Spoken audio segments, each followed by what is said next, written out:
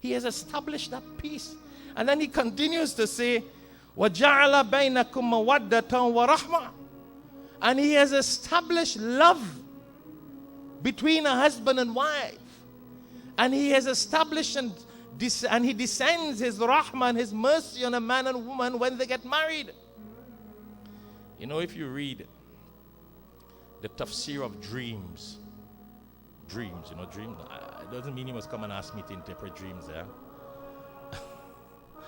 But if you studied interpretation of dreams, you will see that when a man dreams that he's getting married,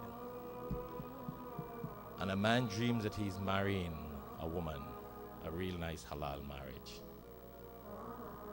one of the interpretation of that is that he's going to become wealthy and get barakat in his life. Because when a man gets married, Allah has promised that he puts the rizq, the sustenance, the muhabbat, the love, the peace into two people, and puts barakat in their life so that they get and they prosper. In the opposite, you and I think very worldly, and we say, if I don't have this, I can't get married. And Allah is saying, if you get married, I give you this. You see what I'm saying? I put the love, I put the barakah, I shower the rahmah, I give you money. The husband who couldn't be successful, he starts getting successful because Allah says, Allah knows he has a wife to maintain. So Allah now gives him the risk to be able to maintain his wife. All these days he believed in Satan. So he didn't want to marry because Satan says, you don't have the means to marry a wife, you can't marry. And he didn't believe in Allah because Allah says, if you marry, I give you the risk and the sustenance. So even our thoughts are corrupted. The whole ideology of thinking in Islam. Did Adam ﷺ have a job when he got married? I always tell you, my parents, alhamdulillah, Allah blessed them, they're still alive. When I got married, I didn't have a job. I was 21. I ain't giving you a story and a theory.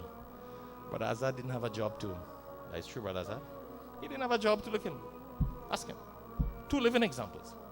I was a student at 21 years. Didn't have a job. My sheikh said, you have to get married. MashaAllah, that was the order. He was my teacher. I had to listen to him. Got the girl, got everything, made everything arranged. And let me also let you know, I never talked to the girl. I talked to her after we got married. That's a kind of hard. I don't know if I could do that again. I was only 21, so I didn't know better. The sheikh said, get married, I get married. I did not talk to her until after the nikah. She's also here in the auditorium listening, so I ain't lying to you. Got married while I was studying. Allah put barakat in my life. It was one of the biggest walima in Darul Uloom Deoband, in the university. Go ask the teachers who's still alive and the people of Deoband in India. It's in the archives and the history of Deoband. That's why the scholars and my teachers of Deoband call me, they say, Ye to Deoband ke damat hai. They call me the son-in-law of Deoband, Darul Uloom Deoband University, because the university organized my marriage. So I'm called the son-in-law of Darul Uloom Deoband University. Yes. Got married without a job. Have 6 children. The youngest, not the last. I always tell people the youngest is 21 years. Not the last, youngest. What does youngest mean? Still gonna have more, inshallah. No worry. I want to make sure you guys thinking. Because I never read anywhere in Hadith and Quran where Allah says you must shut down the machine.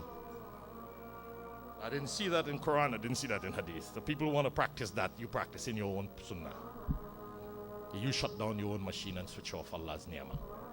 So the youngest son is 21. 6 children. And I'm still alive. And they have lived and they're living. And Allah put barakat in my life and their lives. Brother Azad never had a job when he got married in London. Today he's a millionaire. Huh? Come on, I'm giving you a living example here, man. You want to be more hakikat and realistic than that? And you could have told me that was in India. I'm telling you this is in London he got married.